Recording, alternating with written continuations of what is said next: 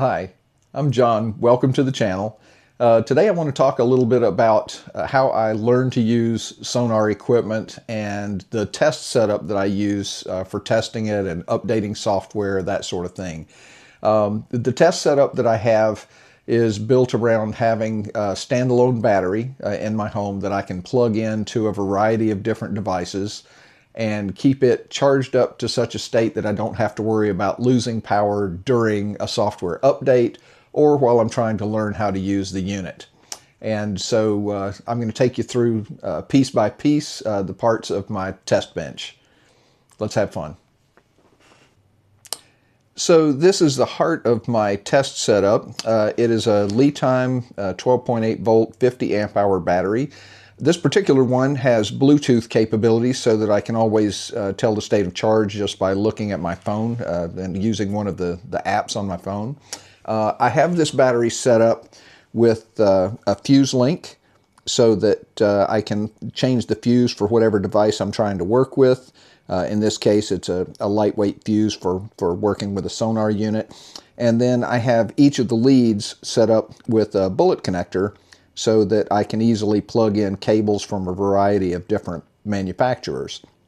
In fact, what I'm going to use just as a demonstration here, I have a small 9-inch Simrad unit that I'll start up here in just a moment, but I keep cables handy for a variety of different devices. Over here I've got a cable for Garmin. This one is one that is used for Lowrance units. This one is one that's used for Humminbird units. I've got some others. But generally speaking, these are things that I use all the time if I'm using someone else's unit trying to update the software for them. In addition to that, I have a Victron charger. This is a Blue Smart charger. It's a 12 volt 10 amp charger made specifically for lithium batteries. And I have been using this for several years now, actually. It's been very reliable.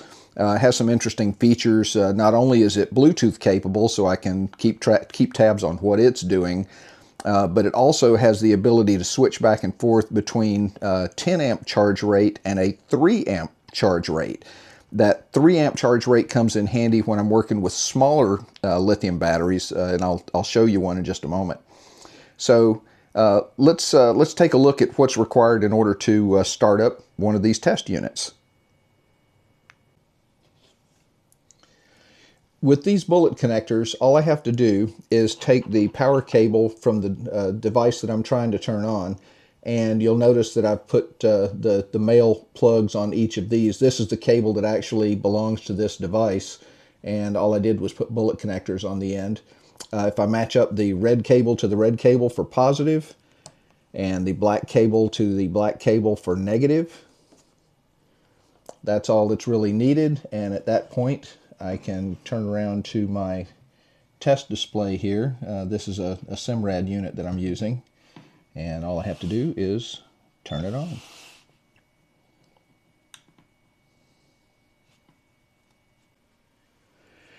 So once I have the unit up and running, it's an easy matter to go in and see what level of software is running. Now each brand is going to have their own operating system on their unit, so the menus will vary.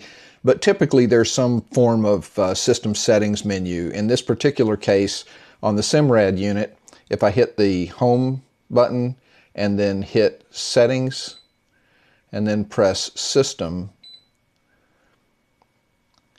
and about, that brings up, tells me what device I'm running, tells me the current level of software that's installed on this machine, and then you can just go out on the web on the Simrad site and you can find what level of software is the most current available to determine whether or not you want or might need to update the software on the unit.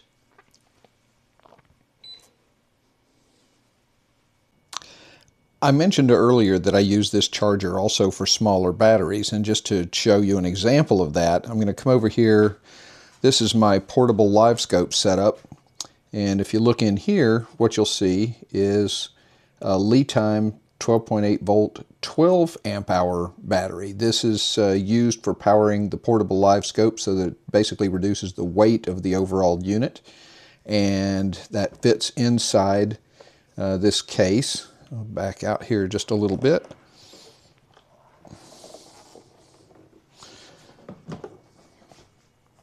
And it looks like that on the outside. That's my portable live scope setup.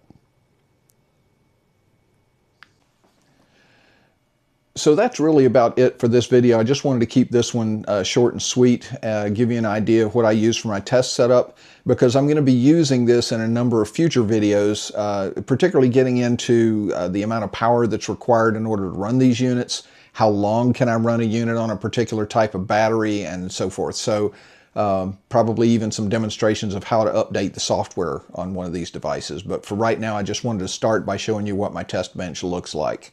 If you have any questions or feedback, feel free to provide in the comments below. If you feel like liking and subscribing, that would be much appreciated. All of this equipment is either purchased with my own money or provided by friends that are wanting me to help them with their device. So if you have any questions, let me know. Take care. Bye-bye.